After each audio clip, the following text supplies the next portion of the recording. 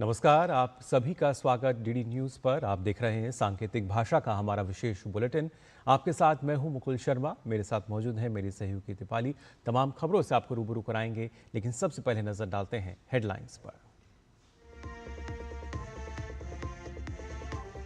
प्रधानमंत्री नरेंद्र मोदी आज दिल्ली में 184 नए सांसद आवास का करेंगे उद्घाटन। परिसर में लगाएंगे सिंदूर का पौधा। श्रमजीवियों से संवाद के बाद जनसमूह को संबोधित करेंगे पीएम।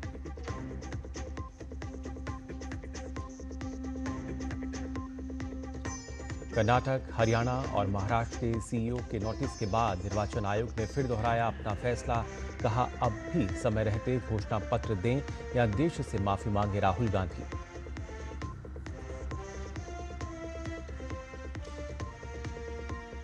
संसद में आज भी हंगामे के आसार।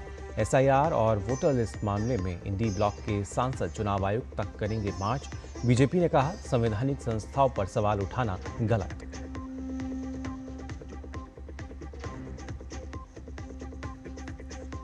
उत्तरकाशी के धराली में रेस्क्यू ऑपरेशन जारी।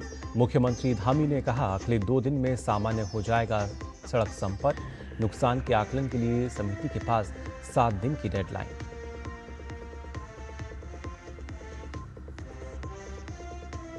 और इजरायली प्रधानमंत्री नेतन्याहू का बयान, बहुत जल्द होगा गाजा शहर पर कब्जा। संयुक्त राष्ट्र सुरक्षा परिषद ने जताई चिंता।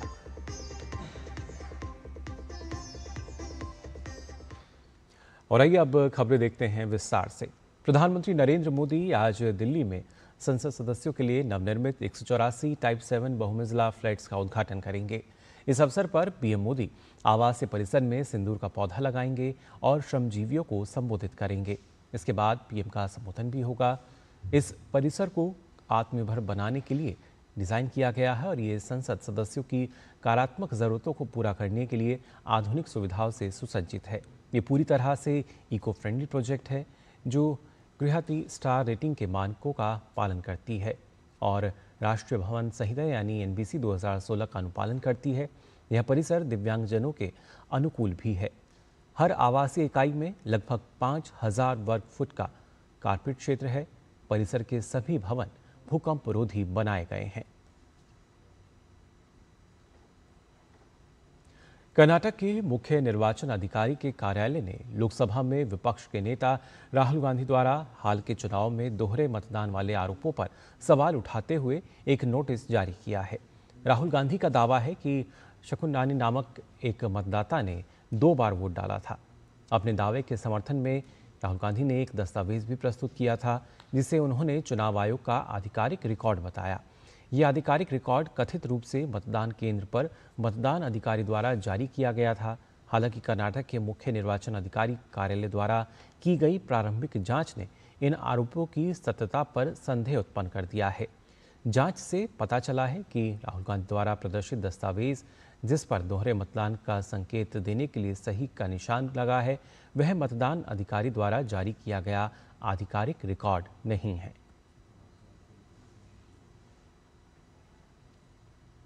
वहीं हरियाणा और महाराष्ट्र के मुख्य चुनाव अधिकारियों ने भी राज्य की मतदाता सूचियों के बारे में राहुल गांधी के आरोपों को लेकर कड़ा रुख अख्तियार किया है और उन्हें पत्र लिखकर नियमानुसार अपनी बात रखने को फिर कहा है।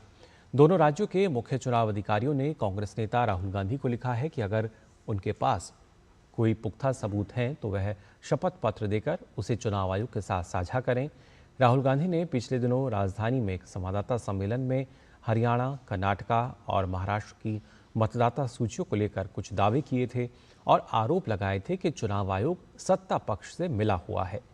महाराष्ट्र के मुख्य निर्वाचन अधिकारी ने 7 अगस्त 2025 को भी राहुल गांधी को पत्र भेजकर संबंधित मतदाताओं का पूरा विवरण उपलब्ध कराने को कहा गया था।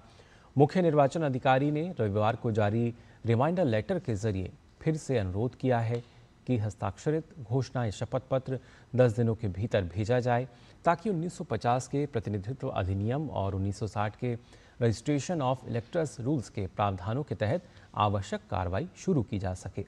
निर्वाचन कार्यालय ने स्पष्ट किया है कि आरोपों की जांच और सत्यापन के लिए ये प्रक्रिया आवश्यक है और चुनावी पारदर्शिता बनाए रखने हेतु इसे गंभीरता से लिया जा रहा है।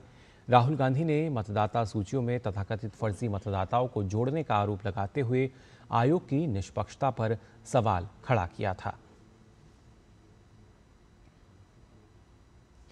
बिहार में वोटर लिस्ट गहन पुनरीक्षण और कथित वोटर चोरी को लेकर इंडी ब्लॉक आज प्रदर्शन करेगी। गठबंधन दलों के सांसद नेता प्रतिपक्ष राहुल गांधी के नेतृत्व में आज संसद भवन से चुनाव आयोग के ऑफिस तक पैदल मार्च करेंगे। इसे लेकर बीजेपी समेत पूरी एनडीए हमलावर है। एनडीए का कहना है कि राहुल गांधी को संवैधानिक संस्था पर भरोसा नहीं है और ये अनुचित है। आज से संसद के मानसून सत्र के चौथे सप्ताह की शुरुआत हो रही है। दोनों ही सदनों की कार्यसूची में कई अहम विधेयक सूचीबद्ध हैं। लोकसभा में आज 3 विधेयक विचार और पारित किए जाने के लिए पेश होंगे।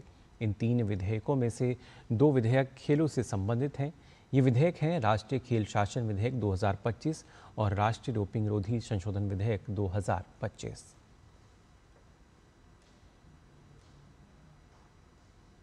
वहीं राज्यसभा की कार्यसूची की बात की जाए तो राज्यसभा में आज मणिपुर राज्य के साल 2025-26 के बजट पर चर्चा की जाएगी। इसके साथ ही उच्च सदन में सूचीबद्ध 3 विधेयकों से 2 विधेयक मणिपुर राज्य से संबंधित हैं। राज्यसभा में मणिपुर माल और सेवा कर संशोधन विधेयक 2025 और मणिपुर विनियोग संख्याक 2 विधेयक पर चर्चा होगी। इसके साथ ही गोवा राज्य सभा निर्वाचन क्षेत्र अनुचित जनजाति प्रतिनिधित्व का पुनः समायोजन विधेयक पर भी चर्चा सूचीबद्ध है। विधेयकों को कानून मंत्री अर्जुन राम मेघवाल पेश करेंगे। उत्तरकाशी के धराली में बादल फटने के बाद लगातार रेस्क्यू ऑपरेशन जारी है। आपदा प्रभावित क्षेत्र में बिजली आपूर्ति बहाल करने के लिए यूपीसीएल के कर्मचारी कठिन परिस्थितियों में काम कर रहे हैं।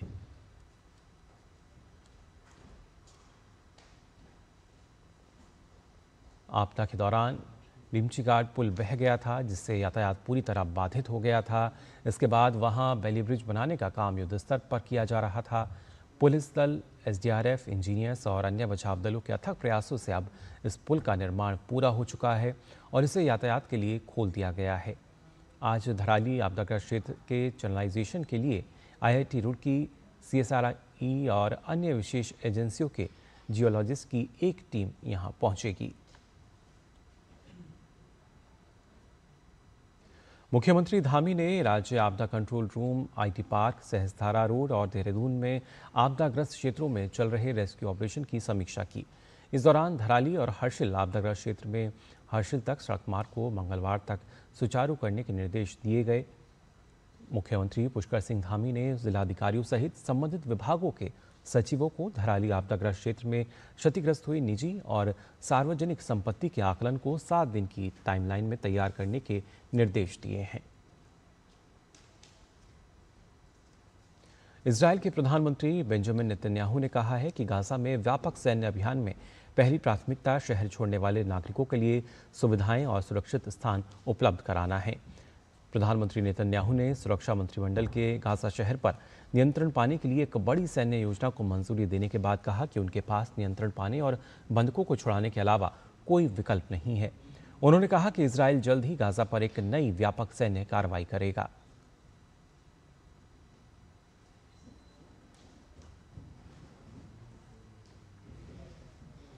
अंडर 19 एशियन मुक्केबाजी चैंपियनशिप में भारत का शानदार प्रदर्शन देखने को मिला। भारतीय दल ने कुल 14 पदक अपने नाम किए, जिसमें 3 स्वर्ण, 7 रजत और 4 कांस्य पदक शामिल रहे। खास बात यह रही कि प्रतियोगिता में हिस्सा लेने वाले कुल 10 में से 9 महिला मुक्केबाजों ने पदक जीतने में कामयाबी पाई। भारत की अंडर 20 महिला फुटबॉल टीम ने एएफसी अंडर 20 महिला एशिया कप 2026 के लिए क्वालिफाई कर लिया है। भारतीय टीम ने मेजबान म्यांमार को 1-0 से मात दी। इस जीत के साथ भारत का अंडर 20 महिला एशिया कप में खेलने का 20 साल लंबा इंतजार समाप्त हुआ।